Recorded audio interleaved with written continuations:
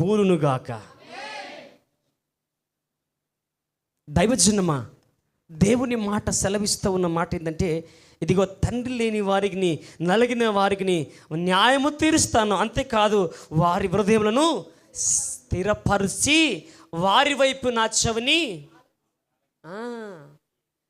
మీరు అనుకోవచ్చు, నా బాధ ఎవరు వింటలేరు, నన్ను ఎవరు పట్టించుకోవట్లేదు, నాకెవరు దిక్కులేరు, నా పరిస్థితిని గమనించేవారు ఎవరు లేరని ఆలోచిస్తున్నావేమో, తలంచుతున్నావేమో.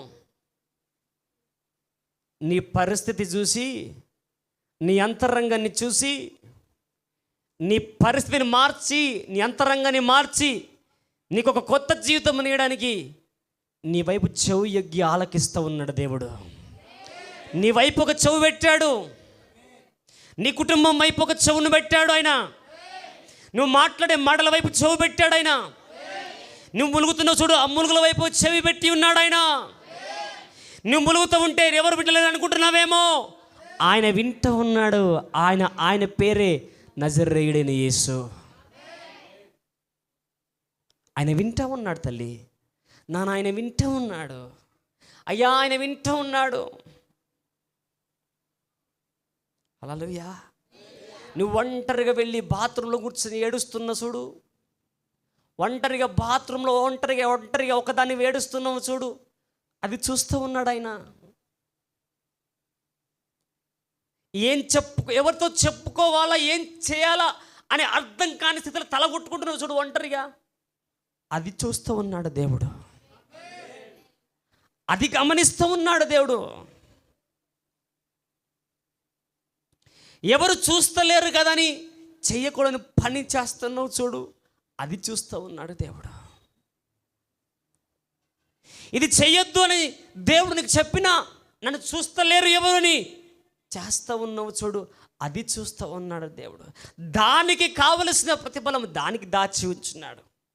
నీవు నలుగుతూ దేవునికి మొరపెడుతూ కళ్ళతో, అయ్యా నా మొర ఆలకించవా అని నువ్వు మొరపెడుతున్నావు చూడు, నువ్వు ప్రార్థిస్తున్నావు చూడు, నీవు నీ గూడుని విప్పుతున్నావు చూడు, నీ పరిస్థితిని చెప్పుతున్నావు చూడు, అది వింటూ ఉన్నాడు ఆయన. అది చూస్తూ ఉన్నాడు, అది గమనించి అంటున్నాడు. ఈరోజు ఏమంటున్నాడు తెలుసా? ఏమంటున్నాడు చెప్పండి. ఇదిగో నిన్ను స్థిరపరచబోతూ ఉన్నాడు, నిన్ను స్థిరపరచబోతూ ఉన్నాడు. ఎంతమందికి అర్థమవుతుంది? సరి కూర్చోకండి.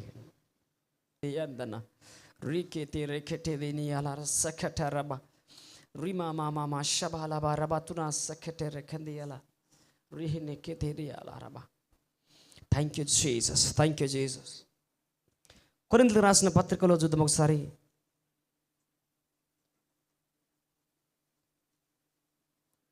కొరింథీయులకు రాసిన పత్రిక,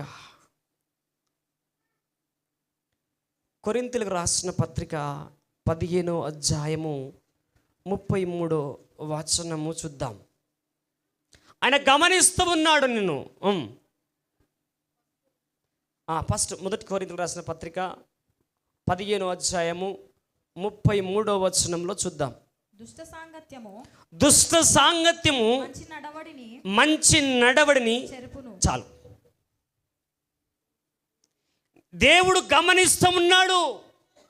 నీవెవరితో సహవాసము చేస్తున్నావో దేవుడు గమనిస్తూ ఉన్నాడు.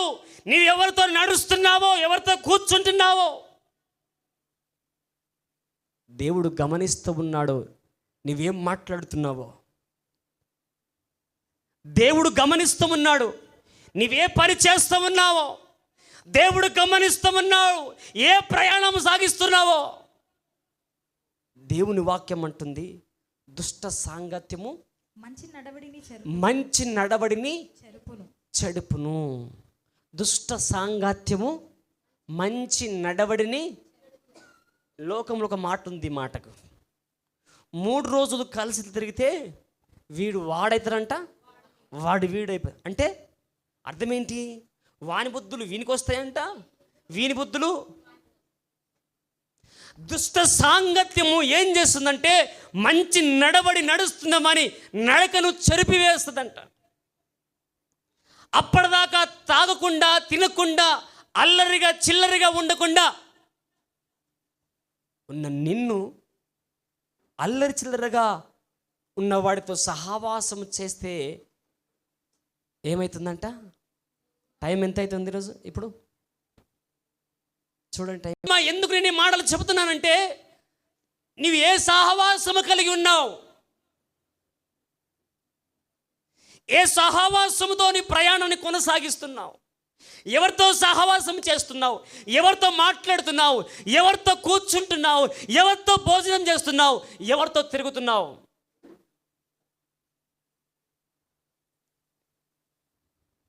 ఏం చేస్తూ ఉన్నావు, ఎలా పరిగెత్తున్నావు, ఎలా సాగుతున్నావు.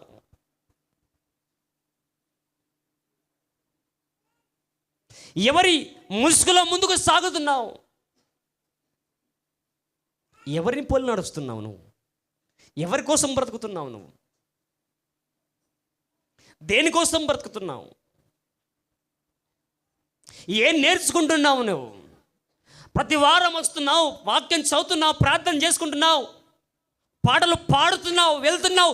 ఏం నేర్చుకుంటున్నావు, ఏం సరి చేసుకుంటున్నావు, ఏం సాధించబోతున్నావు, ఎందుకు నీ ప్రయాసము, ఎందుకు నువ్వు మందిరానికి రావడం, ఎందుకు నీ ప్రయాసము, ఎందుకోసం అడావిడిన పరిగెత్తుకొని వస్తున్నావు ఊర్ల నుంచి, ఎందుకోసం పరుగో పరిగెత్తుకొని వస్తున్నావు, ఎందుకోసం మందిరానికి వస్తున్నావు. కారణం లేకుండా రాకు, కారణం లేకుండా తినకు, కారణం లేకుండా ప్రయాణం చేయకు, కారణం లేకుండా బతకకు, కారణం లేకుండా ఏది చేయకు. ఏదైనా చేస్తున్నామంటే దానికి కారణం ఉండాలా. హల్లెలూయా, హల్లెలూయా. మందిరానికి ఎందుకు వస్తున్నావు? మందిరానికి వచ్చిన నీవు ఎందుకు నిశ్శబ్దంగా కూర్చుంటున్నావు, ఎందుకు వాక్యం వింటున్నావు, ఎందుకు ప్రార్థన చేసుకుంటున్నావు, ఎందుకు నీ ఇంటికి మళ్ళీ వెళ్తున్నావు? ఆలోచిస్తున్నావా? అర్థమవుతుందా? ఏం చేస్తున్నా అర్థం కావట్లే. వస్తున్నామా, 4 పాటలు పాడినామా, ఆయన ఏదో గొంతు చింపుకొని 4 మాటలు అరిచిండా, ఆయన గొంతు ఆయనదే, మన సొమ్ము ఏం పోయింది, మన సొమ్ము మన మెడలో ఉంది. అంటే 10-20 రూపాయలు ఖర్చు అయినాయి, 10 రూపాయలు కానుకలేసాం, తిప్పి కొడితే 30 రూపాయలు. ఏమున్నది? ఎవరికన్నా మా ఆయన టోపేసిందంటే వచ్చే వాళ్ళకి అదేనా మన బతుకు, అదేనా మన ప్రయాణం, అదేనా మన గమ్యం, అదేనా మన జీతం, అదేనా మన బ్రతుకు? ఎందుకు బ్రతుకుతున్నావు? ఎందుకు వస్తున్నావు మందిరానికి? ఎందుకు ఊపిరి పీల్చుకుంటున్నావు? ఎందుకు అన్నం తింటున్నావు? ఎందుకు ఆరోగ్యం కోసం పరిగెత్తున్నావు? ఎందుకోసం నువ్వు ప్రయాసం పడుతున్నావు? దేవుని వాక్యం అంటుంది, దుష్ట సాంగత్యము మంచి నడవడిని. హల్లెలూయా. దుష్ట ఏ సాంగత్యం చేస్తున్నావు? ఎవరి సహవాసం నువ్వు కలిగి ఉన్నావు? ఎవరి సహవాసంతో నువ్వు ముందుకు సాగుతున్నావు? జాగ్రత్తగా. దేవుని బిడ్డలారా, అక్కడ వాక్యం అంటుంది, దుష్ట సాంగత్యము మంచి నడవడిని చెరుపును. జాగ్రత్తగా నీవెవరితో కూర్చుంటున్నావో జాగ్రత్తగా. మంచిగా నటిస్తుంది, ఓయక్క నీ సంసారి శుద్ధ పూసని, చాలా సొక్కం దాన్ని అక్క, సొక్కమని అన్నా, నేను చాలా సొక్కవైన వాడిని నీ పక్కన వచ్చి అంటారు,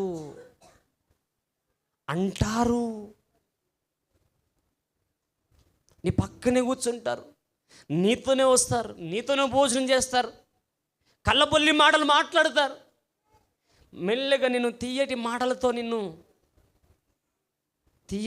నిన్ను ఏం చేస్తారు? హల్లెలూయా. తీయటి మాటలతో నిన్ను ముగ్గులోకి దింపుతారు. పీక మీద కత్తి నీ గొంతు తెంపే వరకు నీకు అర్థం కాదు.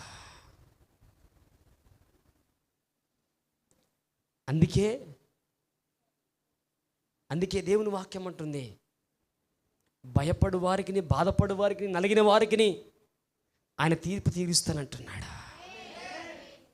భయపడుతూ ఇక్కడ కూర్చున్నావేమో, ఎవరి దగ్గర కూర్చోవాలో, ఎవరి దగ్గర నిలబడద్దో, ఎవరితో మాట్లాడాలో, ఎవరితో మాట్లాడకూడదో అని ఒక భయంలో, సందిగ్ధంలో నీవు ఉన్నావేమో.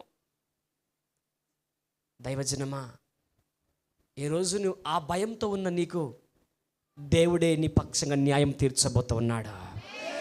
దేవుడే నీ పక్షంగా వ్యాజ్యం ఆడబోతూ ఉన్నాడు. దేవుడే నీ పక్షంగా యుద్ధం చేయబోతూ ఉన్నాడు. దేవుడే నీ పక్షంగా రాజ్యాలు కూల్చబోతూ ఉన్నాడు. సాతాను యొక్క సామ్రాజ్యాలు కూల్చబోతూ ఉన్నాడు. ఆయన ఆత్మ బలంతో నీలో, నీ కుటుంబంలోకి కదలబోతున్నాడు. దైవజనమా, దేవుని వాక్యం చదవండమ్మా. దుష్ట సాంగత్యము మంచి నడవడిని చెరుపును. ఓకే. నీతి ప్రవర్తన గలవారై మేల్కొని పాపము చేయకుడి. పాపము చూడండి, మళ్ళా మాట్లాడదు. నీతి ప్రవర్తన గలవారై మేల్కొని పాపము చేయకుడి. దేవుని గూర్చిన జ్ఞానము నీతి ప్రవర్తన గలవారై మేల్కొని అమ్మ పండుకున్నారేమో, నీతి ప్రవర్తన లేని స్థితిలో పండుకున్నారేమో. ఈరోజు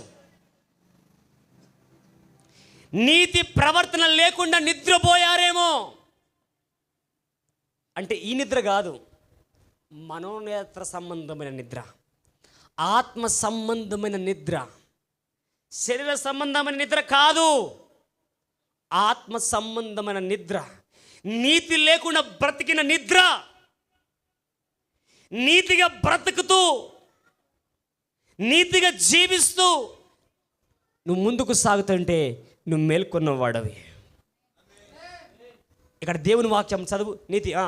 నీతి ప్రవర్తన గలవారై మేల్కొని పాపము చేయకుడి. పండుకున్నవాడు పాపం చేస్తాడు. నీతిలో నీతి విషయమై పండుకున్నవాడు, నీతి విషయమై నిద్రపోతున్నవాడు, నీతి విషయమై ఏమాత్రము గ్రహింపు లేనివాడు పాపము చేయిస్తూనే ఉన్నాడు. హల్లెలూయా అని చెప్పండి, ఆమెను కాదు. నీతి ప్రవర్తన గలవాడు మేల్కొంటాడా? ఇప్పుడు చెప్పండి ఆమెన్. నీతి ప్రవర్తన గలవాడు మేల్కొంటాడు. కారణం ఏం తెలుసా? నీతి ఏదో అనీతి ఏదో, నీతి ఏదో అవినీతి ఏదో, న్యాయమేందో అన్యాయమేందో అది గ్రహిస్తాడు. ఎప్పుడు తెలుసా? మేల్కొని. ఎట్లా? మేల్కొని. నీతి ప్రవర్తన గల వాడవై మేల్కొని పాపము చేయొద్దు అంట. హల్లెలూయా. ఈరోజు నీతి ప్రవర్తన గల వాడవైతే, నీతి ప్రవర్తన గల దానమైతే నువ్వు మేల్కొంటావు. మేల్కొన్న నీవు పాపము చేయవు. ఇంకొంచెం అమ్మ, మీరు పేతురులాగా చేయకండి. వెనక ఏముంది? వెనక మీ సముద్రం వచ్చి నీళ్ళ మీద నడుస్తూ యేసయ్య వైపు చూసినంతసేపు పేతురు ఏం చేశాడు? నీళ్ళ మీద నడిచాడు. యేసయ్య వైపు చూడడం మానేసి పక్కన వెనక చూడడం మొదలుపెట్టినప్పటి నుంచి వాక్యం మీద దృష్టి నిలిపి వెనకకు పక్కకు చూసావా, మునిగిపోతావు, ప్రమాదంలో పడతావు. హల్లెలూయా. ఈరోజు దేవుడు మనతో మాట్లాడుతున్న ప్రతి మాటను మన హృదయంలో భద్రపరుచుకుందాం. మన హృదయంలో భద్రపరుచుకుని దేవుని వాక్యానికి చోటిద్దాం. నీతి ప్రవర్తన గల వారమై మేల్కొందాం. నీతి ప్రవర్తన గల వారమై మేల్కొని పాపము మానేద్దాం. పాపాన్ని విడిచిపెడదాం. అన్యాయం విడిచిపెడదాం. అబద్ధం విడిచిపెడదాం. మోసం విడిచిపెడదాం. చెడ్డ మాటలు విడిచిపెడదాం. బూతు మాటలు విడిచిపెడదాం. మందిరానికి ఆలస్యం వచ్చే దయ్యాలను పాపమును విడిచిపెడదాం. టైంకి మందిరానికి రాకపోతే పాపమే తెలుసా? సమయానికి మందిరానికి రాకపోవడమునా అది పుణ్యం కాదు. అమ్మా మీరు పాపం కట్టుకుంటారు, మళ్ళీ పాస్టర్ మీద వారి పడి ఎడవగలరు మీరు. అయితే మేము పాస్టర్ దగ్గరికి పోతే సిలువ కాడ రోదన చేసింది స్త్రీలే, యేసు ప్రభు లేచిందని చెప్పింది స్త్రీలే. మనకే జర ఓవర్ కాన్ఫిడెన్స్ ఎక్కువ మొగోళ్ళకు. హల్లెలూయా.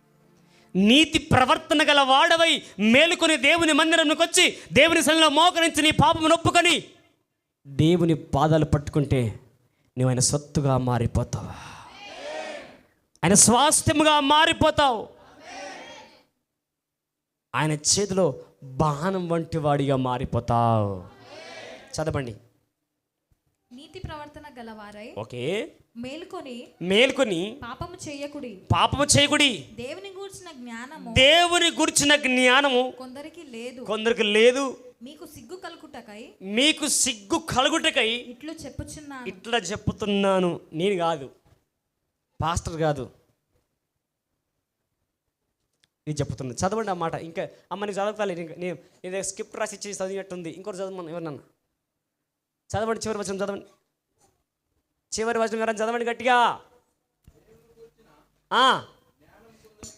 కొందరికి లేదు, మీకు సిగ్గు రావాలని ఇట్లా చెప్తున్నా. ఎంతమందికి బాధ అనిపిస్తుందో తెలియదు, నా మాట కాదే. సిగ్గు రావాలని, కోడర్ బంద్ చేయాలని, మీకు సిగ్గు రావాలని న్యాయం ఉంటుంది, అక్రమం ఉంటుంది, పాపం ఉంటుంది, చెడ్డ మాటలు ఉంటాయి, రకరకాలుగా ఉంటాయి. న్యాయములో, నీతిలో ఇవన్నీ రిజెక్ట్ చేయబడతాయి. ఇవన్నీ నీతిలో ఉండవు, నీతి అనే సంఖ్యలో ఉండవు, నీతి అనే అకౌంట్లో ఉండవు. అవి నీతి అనే అకౌంట్లో ఉంటాయి. హల్లెలూయా. ఒక మాట చెప్తాను. ఒక ఇంచుమించు 6 సంవత్సరాలు అవుతుంది. 6 సంవత్సరాల క్రితము పాపం వాళ్ళు బుడగజంగ పొల్లు అంటారు వాళ్ళని. మరి దైవజనుని దగ్గరికి ఏ ప్రాంతం నుంచి ఎవరు వచ్చారు? ఎక్కడి నుంచి? సిరియా దేశం నుంచి. నయమాను, ఒక కుష్టి వ్యాధి కలిగిన నయమాను ఎవరి దగ్గరికి వచ్చాడు? ప్రవక్త అయినా ఏలి దగ్గరికి. ఎలీషా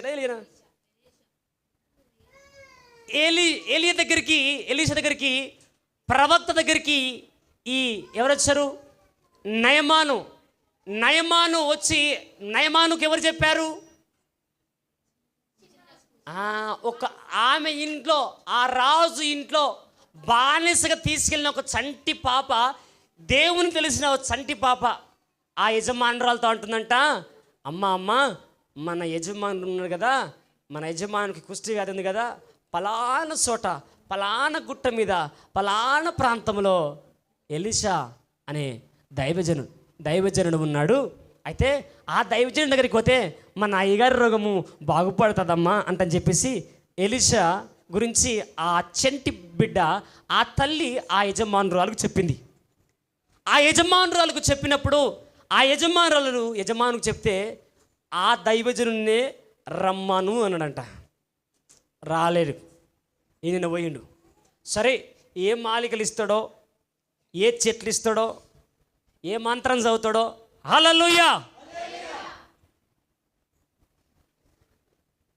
ఏ చెట్లు ఇస్తాడో, ఏ మంది ఇస్తాడో, ఏ విభూది ఇస్తాడో అని చెప్పేసి ఆశతోని అయ్యగారి దగ్గరికి పోయిండు. అయ్యగారు అని అన్న ఆడికి చూడగానే ఇక్కడ అయ్యగారు అంటున్నాడు, ఇదిగో అక్కడి నుంచి దూరం నుంచి ఒక రథములు వస్తున్నాయి, చాలామంది సైన్యం వస్తుంది, ఎవరో వెళ్ళి కనుక్కో అని ఎవరికి చెప్పి పంపించాడు?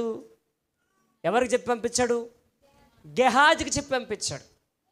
గెహాజీకి చెప్పి పంపించి ఏంటంటే, ఇదిగో ఈ విధంగా ఇట్లా అయింది, నా ఒళ్ళంతా పుండ్లు అయిపోయినాయి, బహువ్యాధితో నన్ను బాధపడుతున్న రాజు వచ్చాడు అంటే ఆ సంగతి కొండ పోయి దైవజనునికి గెహాజీ చెప్పగానే గెహాజీతో దైవజనుడు అంటున్నాడు, వెళ్ళి ఎక్కడ యోర్దాను నదిలో, ఏ నదిలో?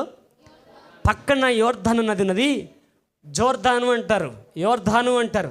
ఆ యోర్దాను నదిలో 7 మార్లు మునిగి తేలమన్నానట. హల్లెలూయా. వింటురా నా మాట? వింటురా? అర్థమవుతుందా అయ్యమ్మ?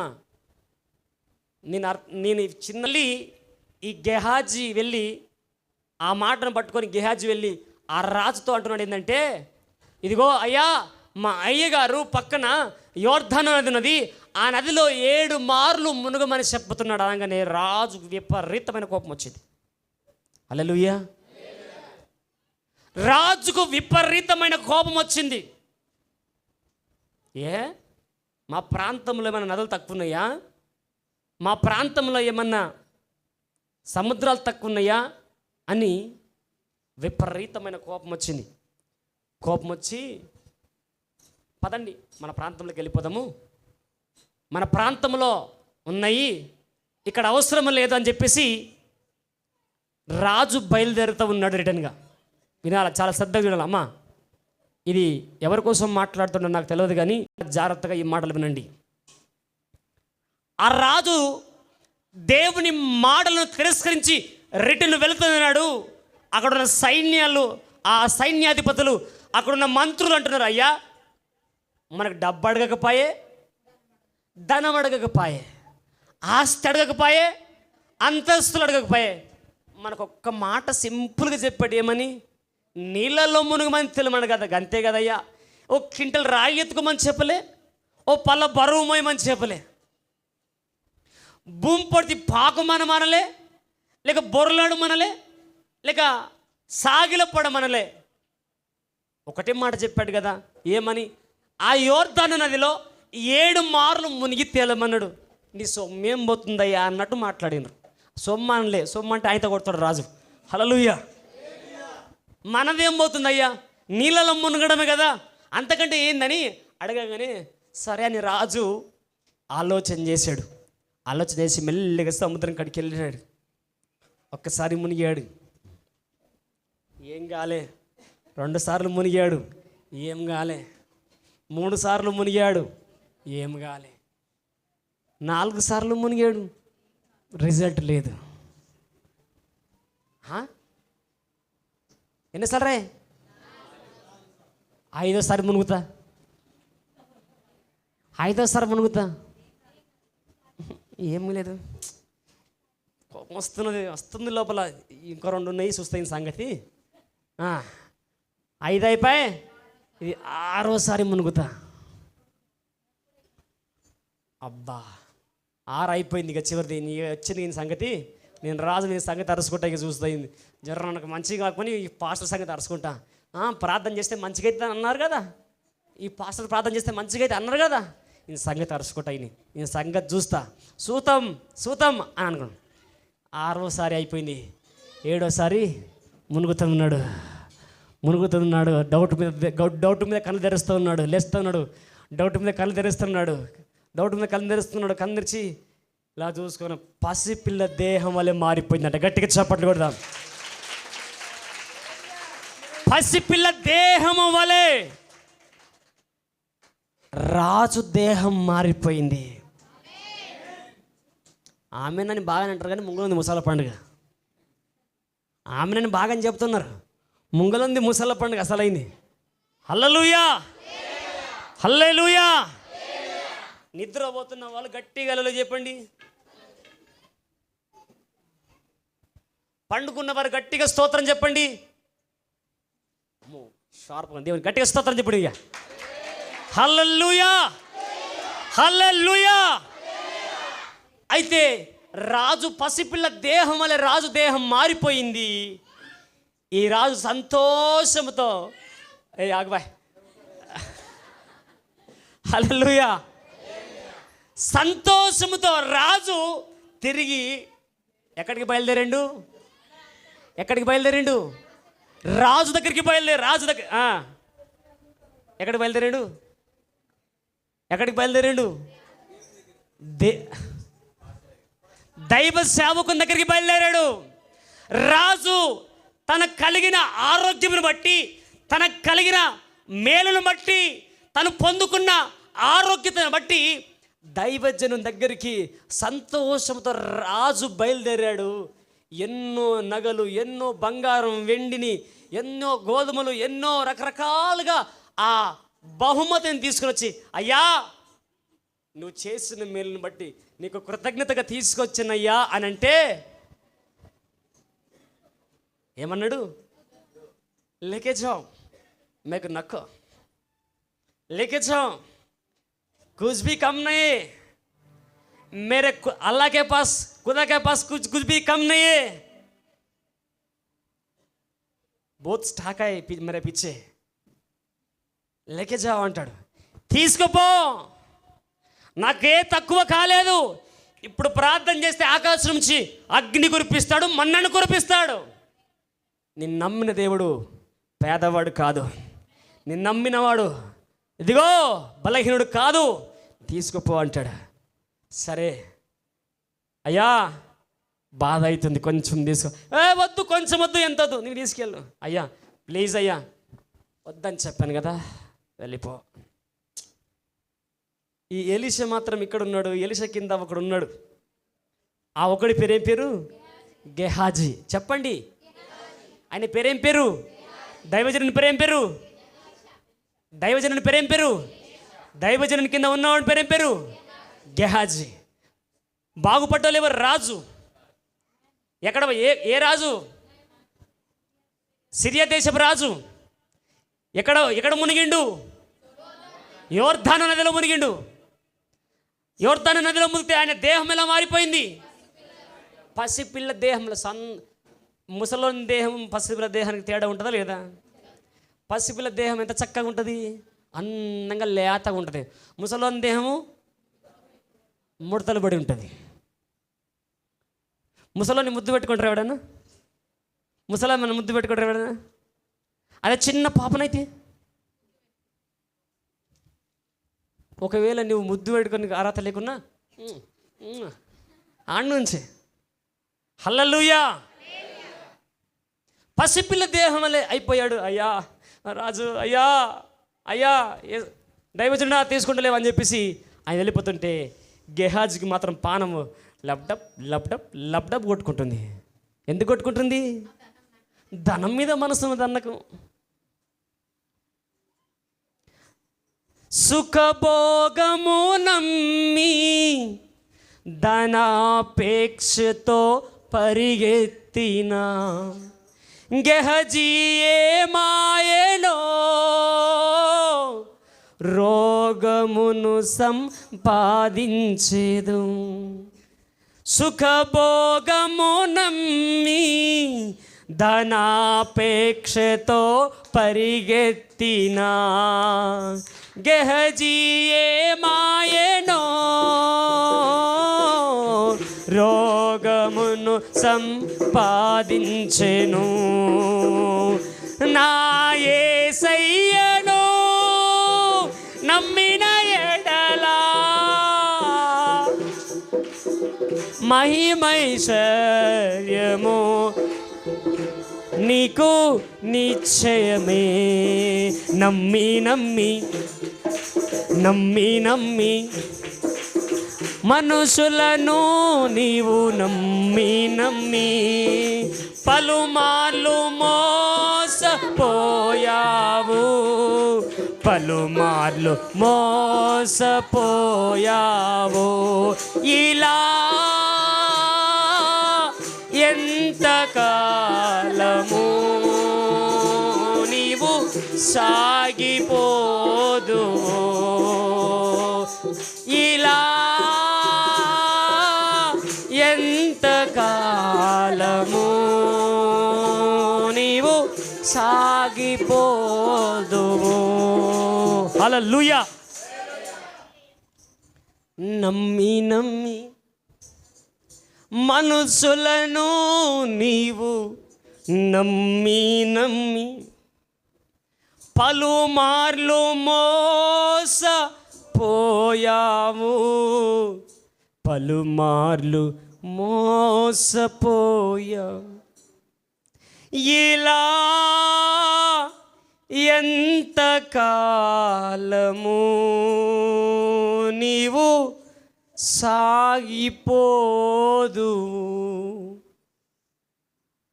సుఖభోగము నమ్మి ధనాపేక్షతో పరిగెత్తిన గహజీయే మాయనో,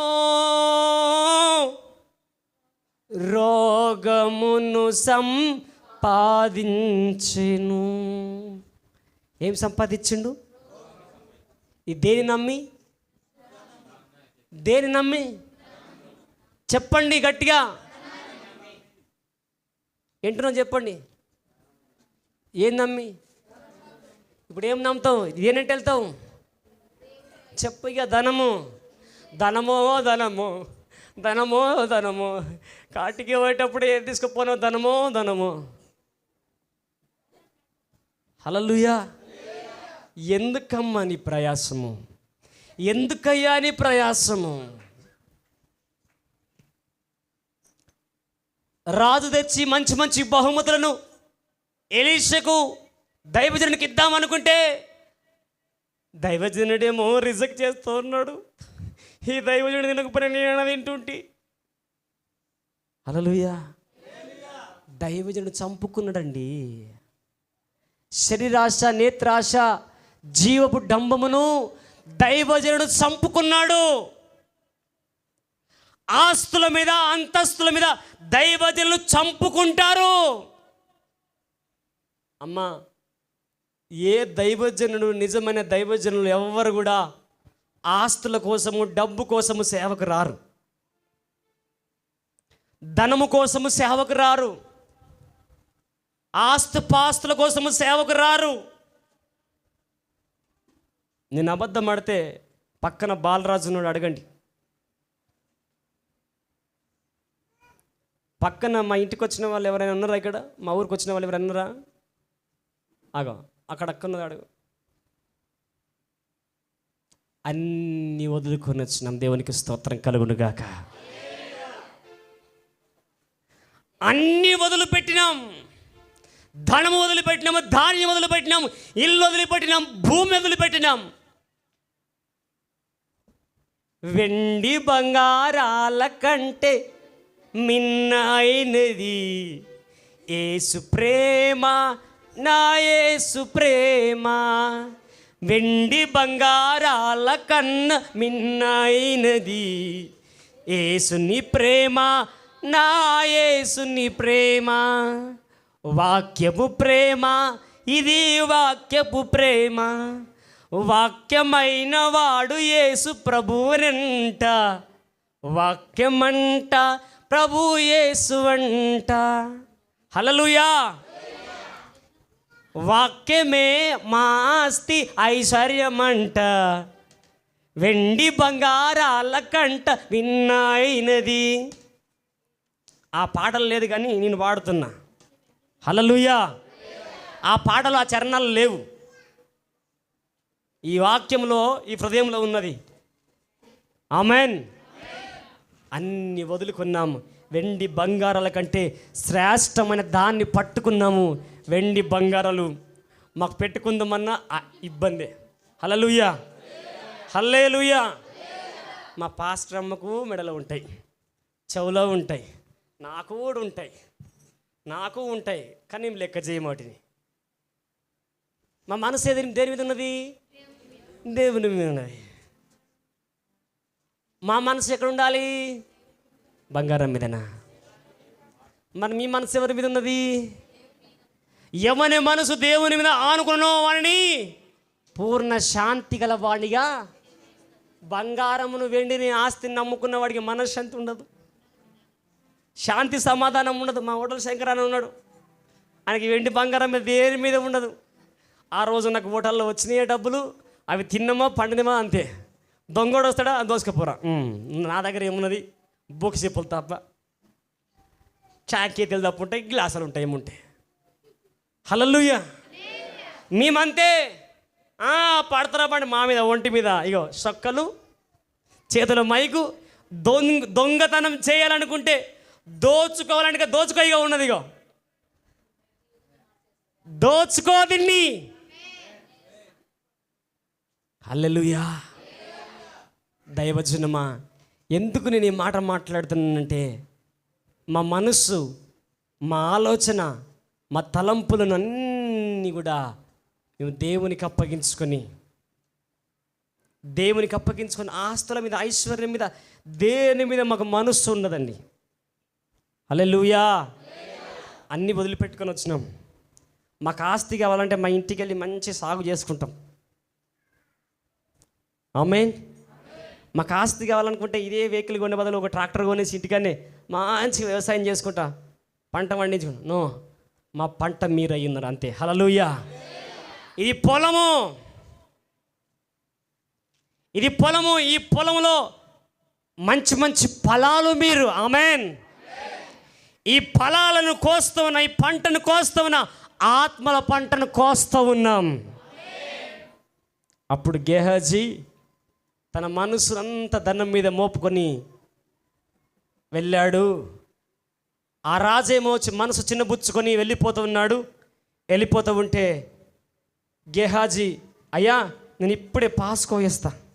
ఎవరితో అంటున్నాడు? దైవజనం చేయి కింద ఉన్నాడు. అయ్యా జస్ట్ బయటికి పోయేస్తా, అర్జెంట్ ఎమర్జెన్సీ బయటికి పోయేస్తా అన్నాడు. ఏ బయటికి పోతున్నాడు?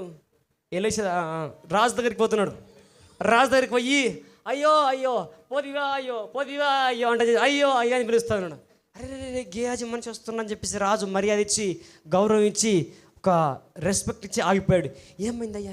ఇగో దైవజనుడు వద్దన్నాడు కదా, ఆస్తి డబ్బులు వద్దన్నాడు కదా, కానుకలు వద్దన్నాడు కదా, అయితే ఆ దైవజనుడే అక్కడ వద్దన్నాడు కానీ నన్ను తీసుకోమన్నాడు, అదే నాకు ఇయ్యండి అని చెప్పేసి తీసుకున్నాడు. తీసుకున్న మరుక్షణమే దైవజనుడి ఏ కుష్టి వ్యాధి అయితే రాజుకుండెనో అదే కుష్టి వ్యాధి దైవజనుడైన గేహాజీ, దైవజనుడి దగ్గర ఉన్న ఆ పనివాడైన గేహాజీకి వచ్చేసింది. గట్టిగా స్తోత్రం చెప్దాం. దైవజనుడి దగ్గర ఉన్న ఆ గేహాజీకి ఎవరి కోసం తెచ్చాడు? దైవజనుడు రిజెక్ట్ చేశాడు. రిజెక్ట్ చేసినట్టు ఉండాలి కదా. ఏం చేశాడు? దైవజనుని కింద ఉన్నాడు.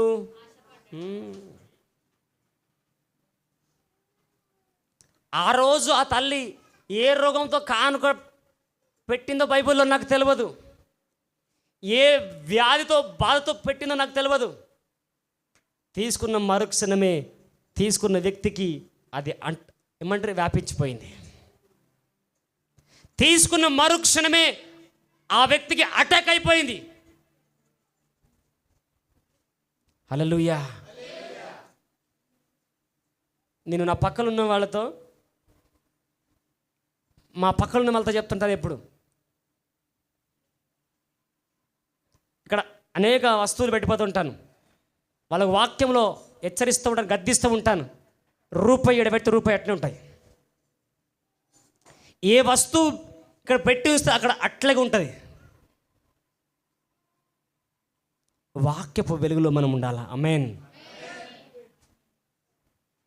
దుష్ట సాంగత్యము, మంచి నడవని, చెడుపును చెప్పమంటారా ఆపేయమంటారా? నిద్ర వస్తుంది వాళ్ళకంటే దుష్ట సాంగత్యము, మంచి నడవడిని